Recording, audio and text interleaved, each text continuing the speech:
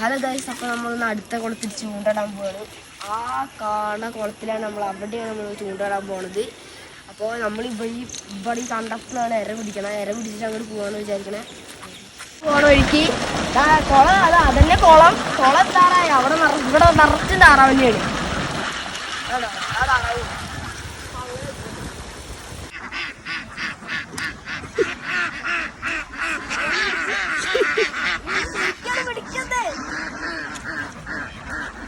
അതാണ് ഞാൻ പറഞ്ഞ കുളം. എനിക്ക് കുളം കാണിച്ചാട്ടോ.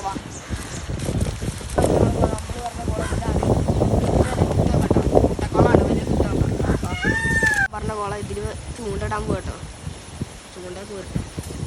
നല്ല രീതിയിൽ കിട്ടും. അയ്യോ